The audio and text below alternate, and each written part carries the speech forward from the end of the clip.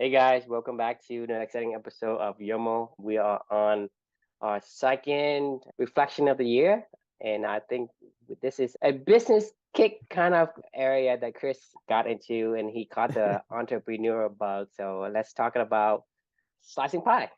Yeah, that's funny. Sometimes there's like these little chunk windows of different genres of books or different little rabbit holes. This whole journey goes rabbit hole back out, rabbit hole back out. Whatever's Yep. top of mind a lot of times is what ends up coming up. So, but yeah, this book today that we're going to be reviewing is called Slicing Pie: Funding Your Company Without Funds by the author Mike Moyer. Essentially, this book is exactly what it says: funding your company without funds. It's an outline of a way to slice the pie to start a business, even if you don't have a lot of cash and you're really valuing how people contribute to a project. And it's a framework to understand what that value equates to in terms of ownership in the project and future valuation of any profits that are made from that project or just revenue that's made from the project. And then a way just to be fair and equitable, to start a business without any cash. Is this the first book that you and I read together? No, What was the entrepreneurial first? roller coaster. Oh, was it? Okay. The earlier business type of book that we read Right. together. I think this is in the first month or two that we had just started this whole thing. Yeah. Might have been. So this was pretty early on in the whole journey. But yeah, so it shows up here a little bit later on for a reason as I was writing through, past books when I started Because this. you were trying to avoid it. Yeah, I was trying to avoid this one because it doesn't really relate a lot to, well, it does, but it doesn't really relate to how Clubany evolved outside of this. This was actually before the idea, the first words of clubbing ever were uttered. So this is when Yes, we were more focused this on is starting the the business. free company Yeah. era. Yeah. It So is. Yeah, exactly. But either way, a good lesson can be learned out of it. And the reflection title of this one is Begin with First Principles and the Solutions Will Find You. So started this one off with a question. How does a person with no money at all start a business with no outside investors at all? Ever. Like never taking money from somebody else. And then how do you convince other people to actually contribute to that project without offering them any money ever? Anything for anybody that's contributing on a project. Just pure make it sweat and how to equity. make it sweat equity and how to make it fair for everybody involved, right? And then the last question on this would be, how do you scale it 50 times? How do you scale it 100 times? How do you do it Mm. 1,000 times? How do you do it 50,000 times, right?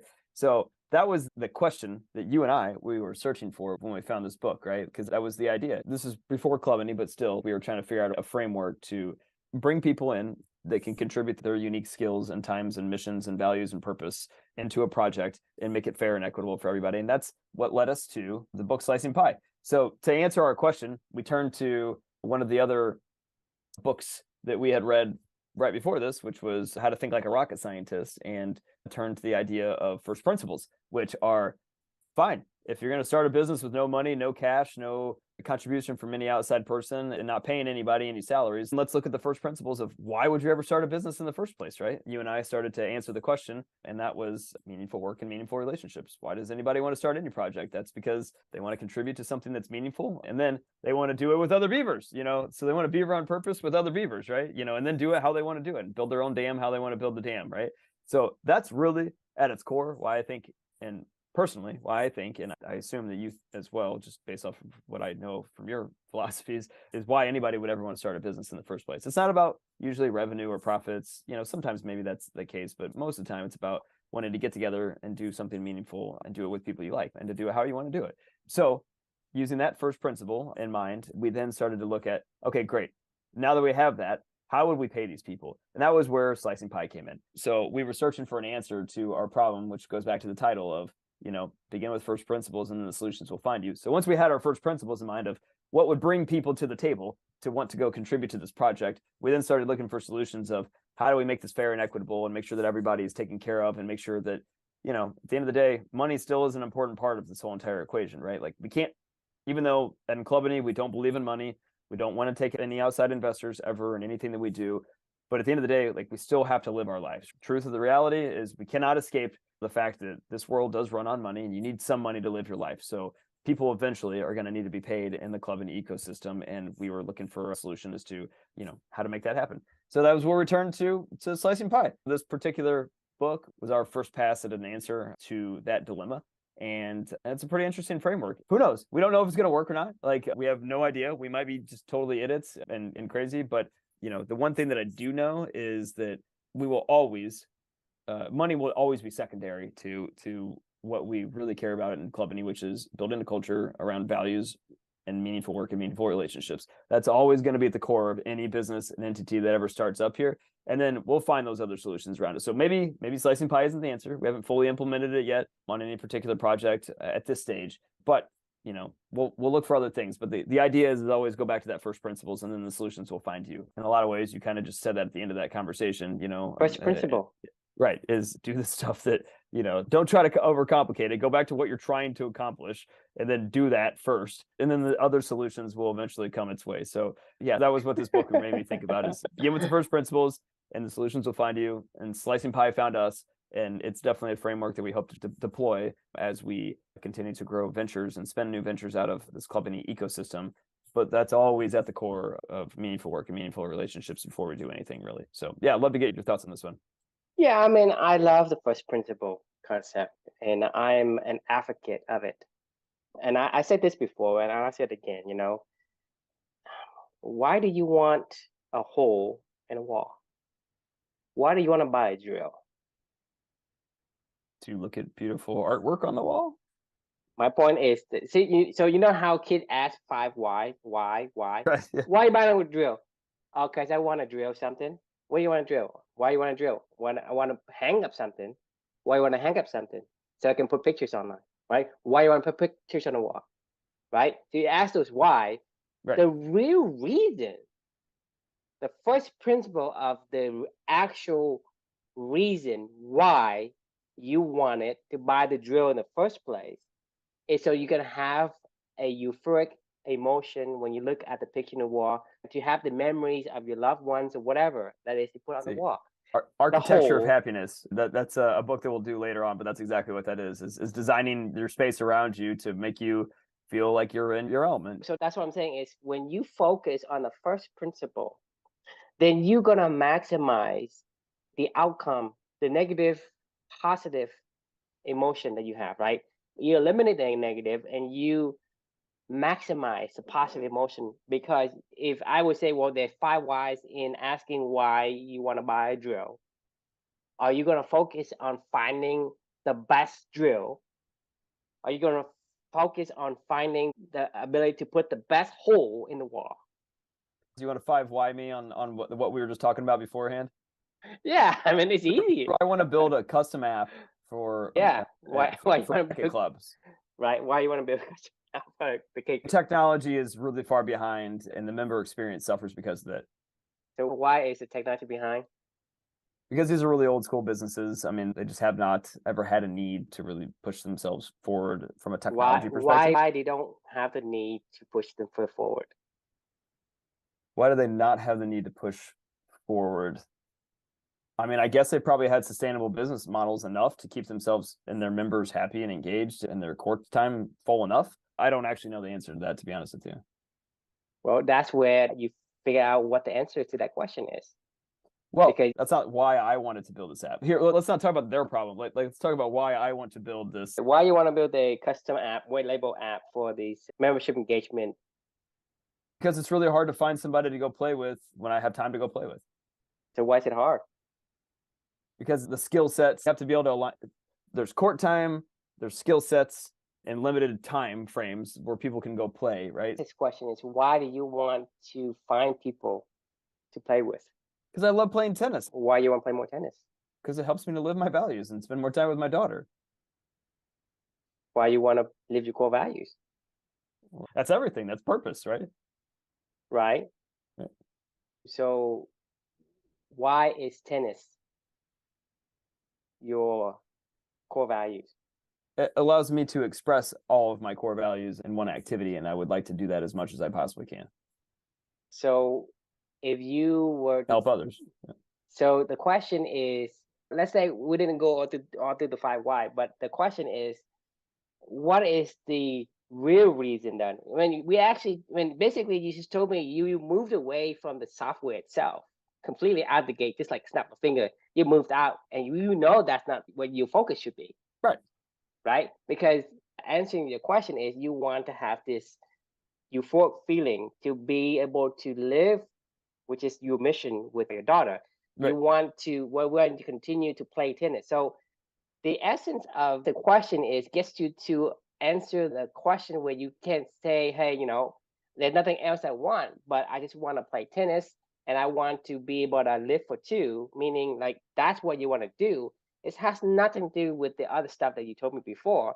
So that means that's the core center of the real reason why you ask me to see how much effort it is to cost. So now, let's say you focus on that particular core values.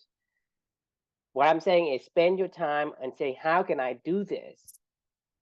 Spend the effort in figuring out some solutions to how do I be able to live for two and play more tennis, play as much tennis as I want to play, and maximize my time in playing tennis. And so, one of my biggest problems at that point in time is I have a job, full time, that I can't get away and go do this stuff in the middle of the day. I can only play select times throughout the week. And so my question, if you were to build a business here, would it add to your playing time or subtract from your playing time? Well, potentially would add to it because it would put me more into that environment where I could then. But you have to run the business. So it's in the world that I want to be in, right?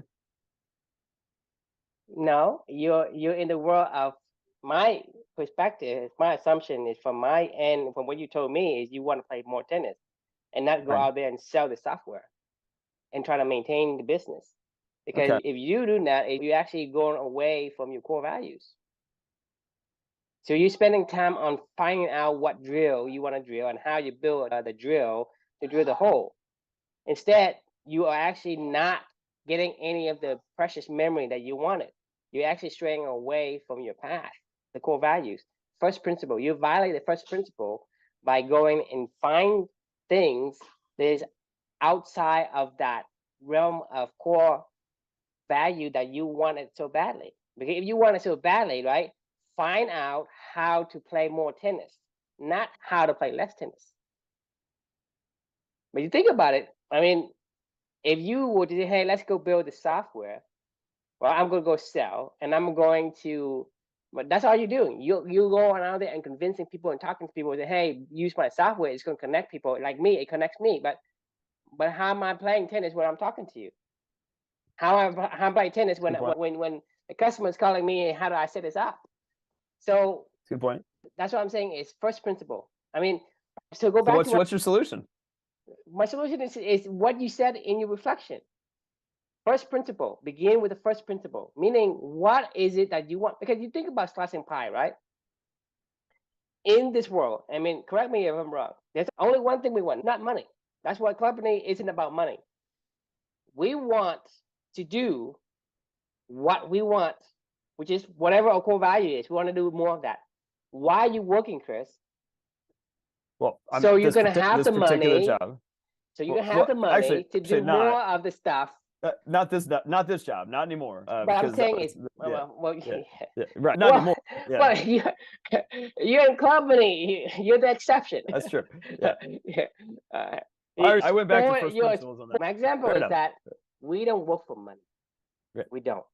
That's why slicing pie works. It's because we don't work for money. Because thing is, because I'm asking you this, right? You are spending. You're spending. You're not taking in anything. You are giving out energy, right, to play tennis, right? How much are they giving you? A lot. And how much are they giving you back in money? Oh, zero. Oh, yeah, zero. Are you paying out? Oh, yeah, I probably spent like $5,000. So this is what I'm saying is, when you exert energy, whatever it is, you are going to spend the energy on things you like, which is who you are. You're going to spend the time to do whatever it is. So that means that whatever we do, so there's only two ways, there's only two things I want, right? You give me the ability to play tennis. Let's say I'm you. I want to play tennis. So you give me the ability to play tennis, I'll play tennis. Or you got to pay me for doing something I don't want to do so I can use that money to buy some time to play tennis. Right. So in the end, the first principle means that, hey, you're going to do whatever that makes you feel good, which is I play tennis, I do coding, or I do whatever. That is what we really want. That's only one thing we want.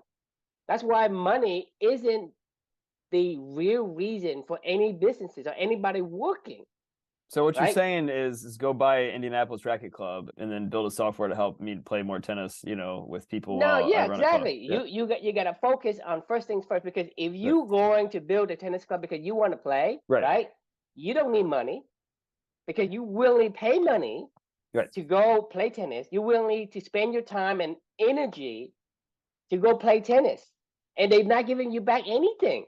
But you were doing that day in day, and now you're telling me you want to do more. This is what I'm saying is, when you find your first principle, it is so easy to find a solution, because you're not. And the thing is, we got it because you're asking me, okay, should we build this? I say no, because it's not what we do. It's not what we do. If you say, hey, let's go play tennis, right? Okay, pay me $9 a month or whatever to go and rent some court time. You pay people to go and let you do the stuff. Sure. So you think about, if you take company or anything that we do and take first principle, once you narrow in on the first principle and things that resonate with your core values, right? Then you're gonna do that regardless of there's money or there's no money. You even pay to get to do it.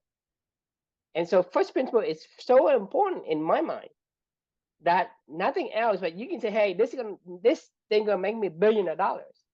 But if it's not Right. what I want to do, I just don't want, because the thing is, in like, progress through the company experience, I am more sure of this first principle. For me, it's like, you and I doing this thing like day in, day out, right? And we basically, like, we're on here, we're talking about stuff because that's what I want to do. And you're not paying me a dime. I'm paying stuff to get on here. Right. You know what I mean? So the thing is, I want to do this, regardless of whether it makes me money or not. Money is a man-made construct. It has nothing to do with what you're supposed to do. When we work, it's because we say, well, I need to work so I can use some of that money to offset some of the time so I can spend some more. People say, hey, I'm going to work so when I retire, I'm going to do what I want to do. Right. Right. So that's the only thing that we want as a human person. That's why Slicing Pie would work, just because, in essence, if you find the right project that people can resonate with, then they're going to happily contribute. If a person says, hey, I love to go on TV and dance or whatever, they'll do that for free. You don't need to pay them nothing. If you love tennis, then play tennis. Don't go build software. If you play tennis and then there's so many bookings or whatever, and you can't handle it, say, hey, go ahead and build me a software so that I can use it, so that I can play more tennis. And then once you have that booking software, whatever that you have, you say, hey, I have the booking software. You're not doing anything extra, but other people can still use it. Right. This is where first principle comes first. The other thing is auxiliary. If you happen to have a good drill, right, and you drill, you hold the wall, you put the pictures on, and you enjoy the euphoric feelings of, whatever, then you can say, hey, this is another this drill here, you guys can use it. Man, I All already right. have the drill, right? What if I said this? I'm gonna go join Indianapolis Racket Club, and I'm gonna ask my friend to build a platform for them so they can play more, so I can play more tennis with more of the club members at IRC. Whether or not we try to turn it into a business model, like, what do you think about that? But that's the thing, is you're gonna have to ask the other guy, is that his core values? The owner of IRC? Anyone's involved. Sure, I'll have to That ask. this is the point of company. You're gonna have to match the right work with the right people. To build software, and I like to play more tennis, and that person wants to make more money. No, it's not about liking building software, right? It's about building the You've kind said of that. software. No. You gotta build the software that resonate with you. There are thousands, even hundreds of thousands of different software. True. And if you ask me to build you a booking software, and there are already thousands of booking software out there, what am I contributing to? What is the euphoric feeling that I have? If you ask me to discover a universe, then yeah, because that's something I like to do, and I would do it. But if there are thousands of software already exist out there, and you ask me to swim through the oceans of all these different things, I'm asking to build the member engagement tool so I can understand. there are even more membership engagement software than our booking software. That's my point. Because from the perspective of that, there's nothing new in this arena. It's just that people are not orchestrated in a way that meets your need. Right. but they're out there. They have like pieces, basically floating a bunch of stuff. They are fragmented. Like the softwares are there, but they're fragmented. And so if you the thing is, I'm a builder. I'm not a assembler.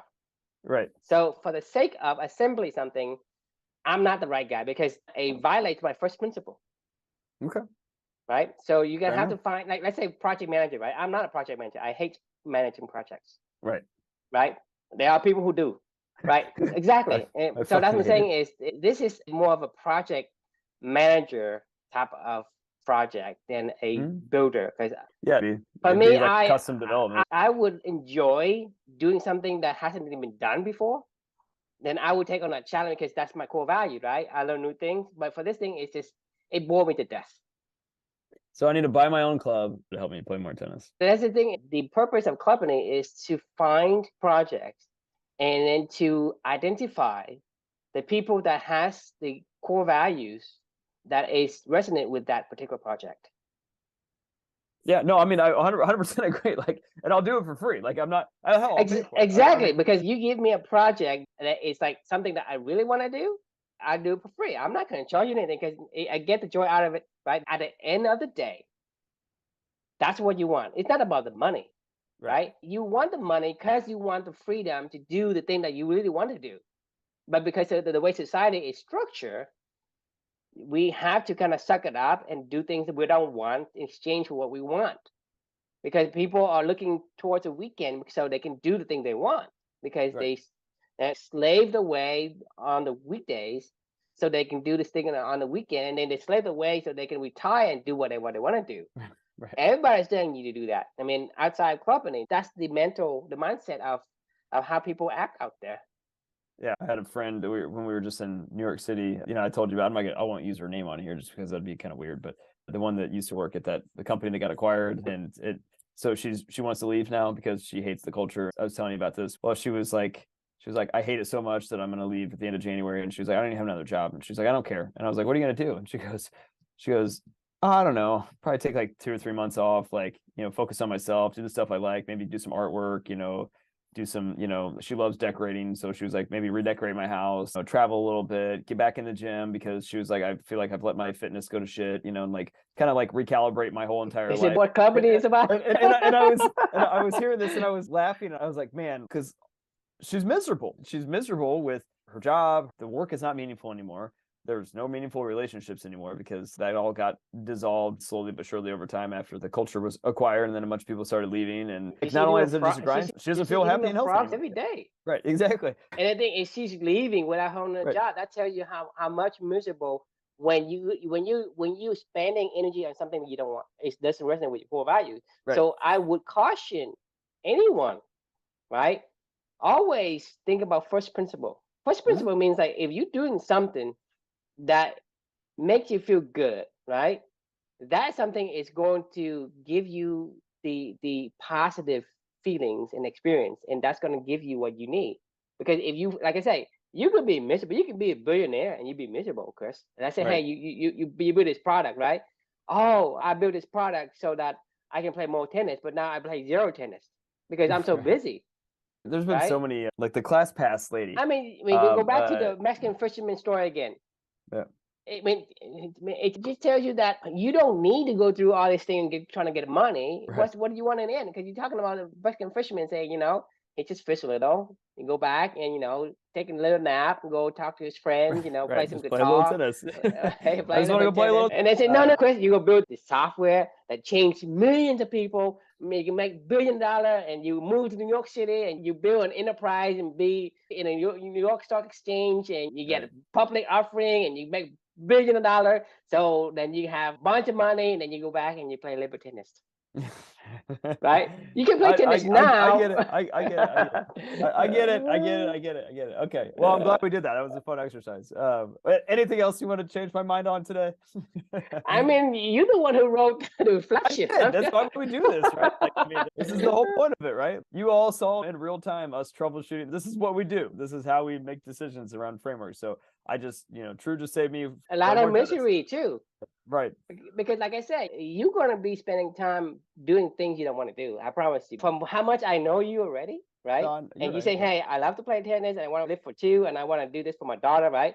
You're not doing this thing, right? This thing is going to move you away from that purpose. I agree. You're right. You win. All right. Any final thoughts to this one? I feel like that was fun. That was a good use of time.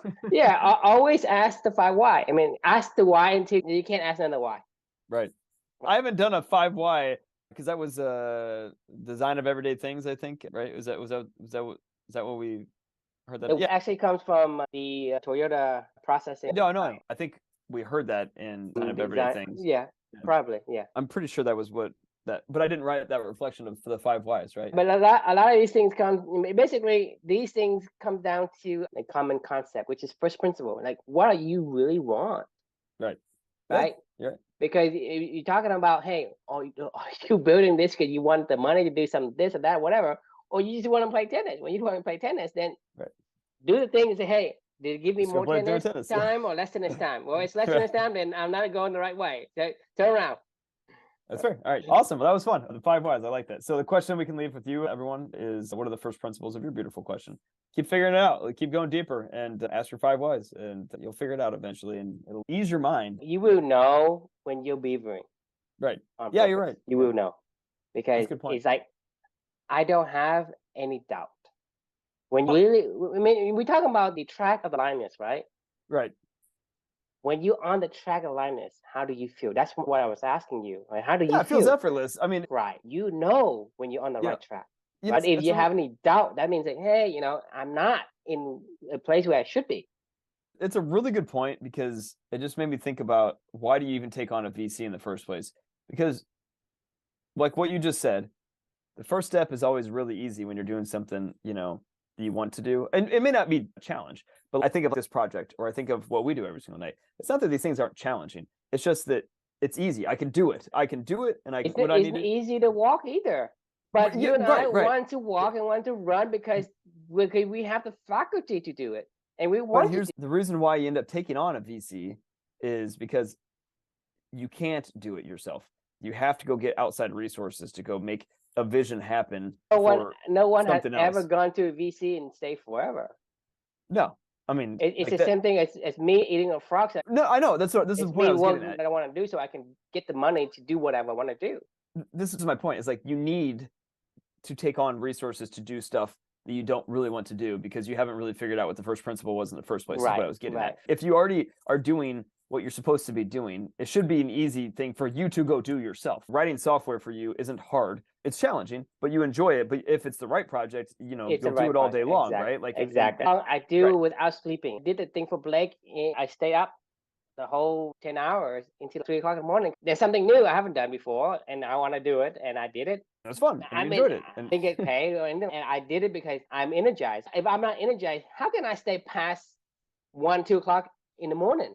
It's not possible. You can't. I mean, so I'm so engaged in this project. That's why even after I'm finished, I'm like sky high. I can't even go to sleep, right?